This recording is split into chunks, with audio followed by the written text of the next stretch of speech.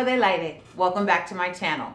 So today I want to talk to you about some of my favorite travel photos. I'm going to give you the who, what, when, where, why, and how of how I got the photos and how you can get them too. Photos are the best travel souvenirs because they give you memories that can last a lifetime and you don't outgrow them or break them or lose them like t-shirts and keychains and magnets. So let's get started. Number one. So this picture was taken in Saint-Paul-de-Vence in the south of France. I'm wearing all white with a big rimmed straw hat and a bold red lip. So I planned this outfit because it felt glamorous and chic and effortless and really blended in with the aesthetic in the south of France. I took a lot of pictures that day. I had gone on a tour of Villefranche-sur-Mer, Antibes, Cannes. I left from Nice, and one of the last places that we visited was Saint-Paul-de-Vence. And so I was walking around the village. It's this beautiful town nestled in the mountains. Something interesting that I learned later was that the American writer James Baldwin had actually lived in Saint-Paul-de-Vence towards the end of his life. And so I found that really cool. I had sat down on these stairs. I'm a solo traveler, so I'm almost always walking around with my selfie stick. I pulled out my selfie stick. I think I might have it. What did I tell you? I almost always have my selfie stick. So I pulled out the selfie stick, took a couple of test shots, and the end result was this, for me, iconic south of France shot, where I just really felt kind of effortlessly glamorous and chic. Number two. So, one of my favorite trips so far was my trip to Egypt. When I went to Egypt, it was the first time I had been on the African continent. I was so excited. I only wanted to see the pyramids. Once I saw the pyramids, I could have died a happy woman. So I went to Egypt. I stayed in an Airbnb that was right outside the gate to the Great Pyramids at Giza. And I had seen this pose on Pinterest. So shout out to all of my, my photo buddies who have this same picture. And it doesn't come through that clear on the screen, but it's a picture of me kissing the Great Sphinx. And I had tried to do this as a selfie with my selfie stick. It didn't work. And I had a tour guide, Sugar Mama. Shout out to Sugar Mama, that was her name. I asked her to take a couple of pictures. They weren't that great, semi-honest. Sorry, Sugar Mama. And so I saw two other tourists taking a picture like this. And so I was shameless. I needed the picture. I asked one of them if they could take it for me. And at the end, I got my picture kissing the Sphinx. Number three. So this picture is also from my trip to Egypt. Let me tell you. When I got to the Airbnb, I walked up to the roof. It was literally just outside the gates of the pyramids. I walked up, you know, just regular rooftop, saying hello to the other guests. When I turned around and saw the pyramids, it was like something majestic. It was otherworldly. It seemed like it wasn't real life. And so I paid to go on a pyramid tour, which was one of the best things I've ever done. The place where I was staying offered a tour. It was about 40 bucks. And aside from seeing the pyramids themselves, part of the tour took you on a camel ride through the Sahara. So I ended up with a picture of me standing on top of a camel, and I was in my attire. My guide tied this scarf around my head so I could look like one of the Bedouins from the Sahara. And it was so scary because you don't realize how far up that is if you are on a camel's back. So I'm 5'10". I'm almost 6 feet myself. The camel had to be about 7 or 8 feet off the ground. So the camel is 7 or 8 feet. I'm almost 6 feet. So I'm 13, my head is 13 to 14 feet above the ground. The camel, for the most part, was working with me, standing still, but there were a couple of times, I don't know if there was a fly on its nose or what was happening, but that camel started to move just a little bit. I almost lost my life. Almost lost my life one time. I did one of these, and my heroic Airbnb guide kind of rushed to try to catch me if I were to fall, but I caught myself, pulled it together, and got up to do the pose. I mean, this is the pose. You gotta stretch out your arms, say, hey, I'm here.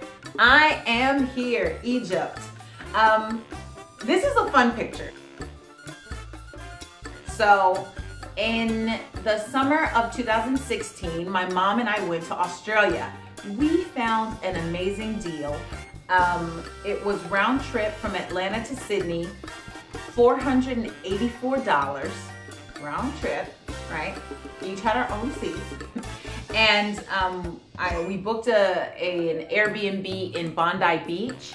And so our Airbnb was walking distance from Bondi Beach. And so one day we just walked down to the beach. It was winter. So, you know, in the Southern Hemisphere, the seasons are the reverse of what they are in the Northern Hemisphere. So we went in August. It was summer here in the US. It was winter in Australia, but it still was sort of mild.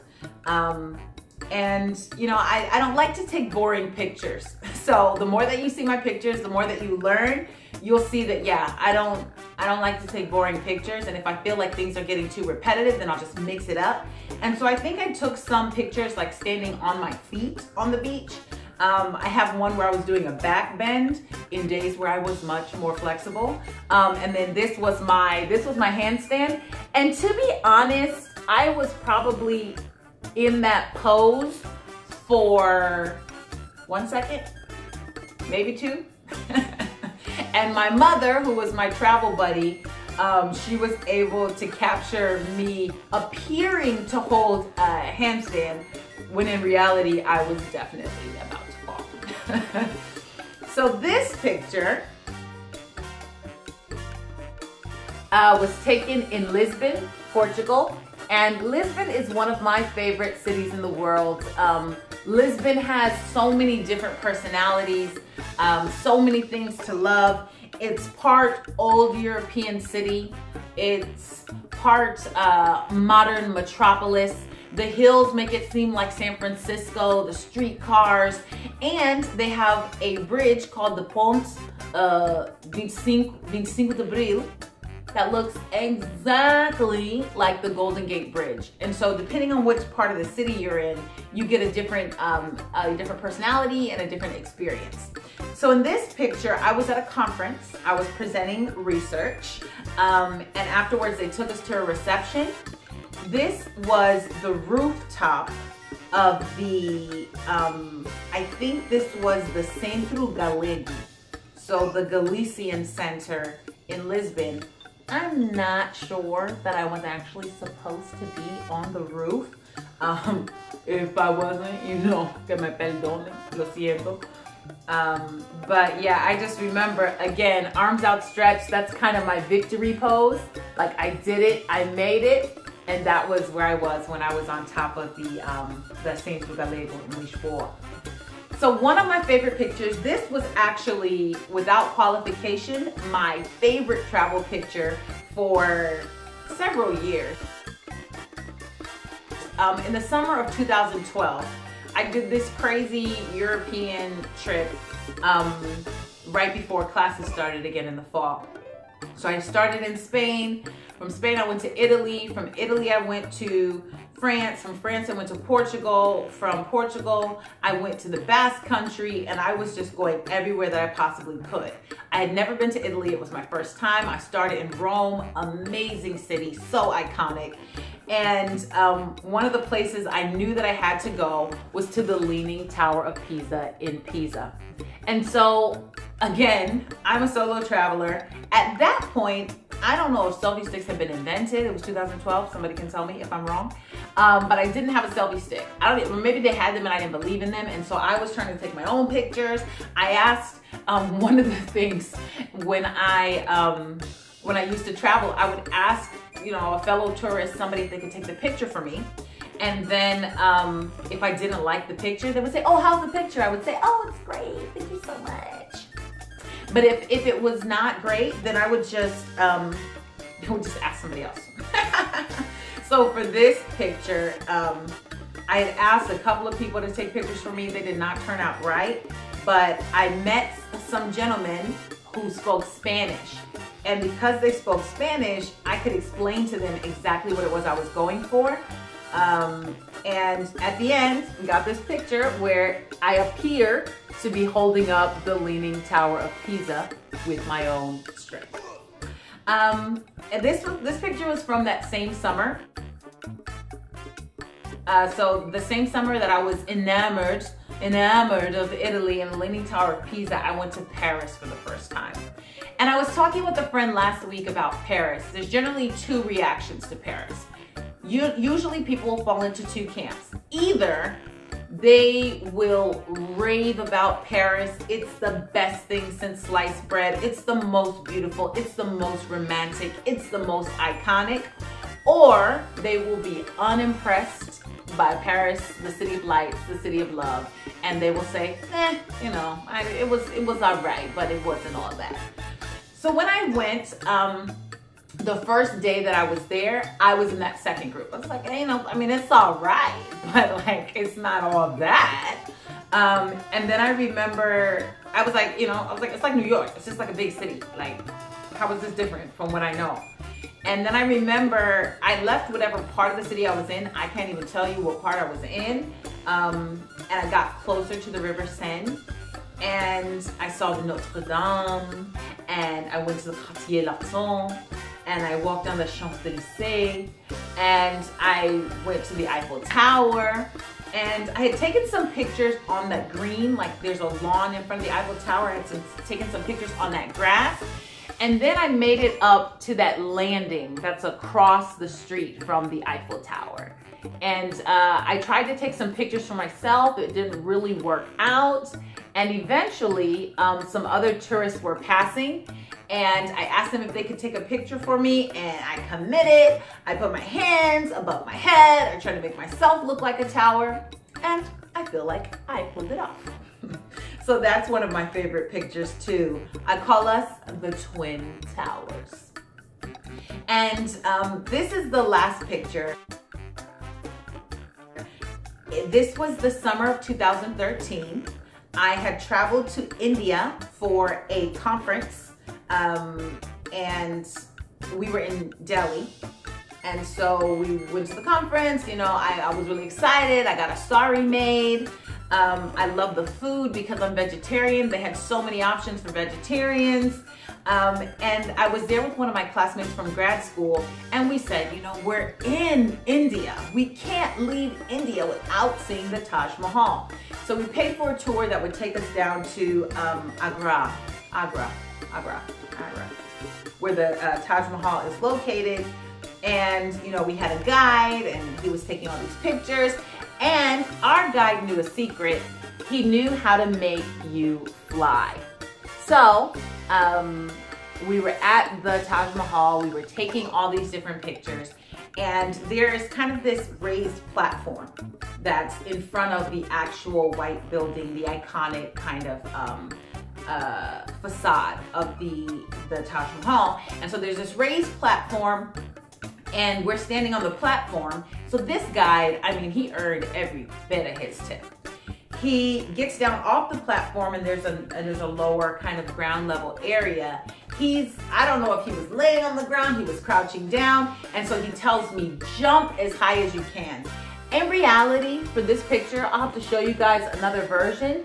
I was gonna say this far. I'm probably like this far off the ground where I was standing, but because of the angle where the guide was and because he knew what he was doing, he got this picture that makes it look like I am flying. So to this point, those are some of my favorite pictures. there's something so beautiful that you see when you travel that you can't even capture them with a photo. I can't tell you how many times I've seen something with my eyes that just blew me away, that left me speechless. And when I took a picture of what I was seeing, it didn't convey the true beauty. And so if you ever travel with me, take a look and see if you notice this. So when I'm traveling, sometimes the sight is too beautiful to be captured by my camera. And I got this from an episode of The Office, so please don't judge me. So I don't know, for all you Office aficionados, it was from Jim and Pam's wedding day. And they were talking about taking mental pictures so you can remember the moment and not letting it slip away, you know, in a time where you wouldn't actually be taking real pictures. And so I don't do this, like I'm not holding a camera, but sometimes when I see something that's just so amazing and so beautiful, this is what I'll do, right? So I'm sitting there, I'm looking at it, I'm taking it in, and I'll take a long blink. And that blink for me is like the shutter. And so I'm like, that's recording that beautiful sight that I saw. So if you ever travel with me and we are somewhere amazing, just taking in the sights, and you see me take a pause and just do a blink like this, and you know, I'll be smiling the whole time because this is such an amazing sight, something that I can't believe, you know, that I won't be able to share with other people through my pictures. So whenever you travel, make sure that you're taking physical pictures with your camera, but also make sure that you're taking time to enjoy those moments. Take those mental pictures, have those memories, so you can remember all of the beautiful sights, all of the amazing people, all of the delicious food that you've encountered in your travels. Until next time, let's keep flying. A volar.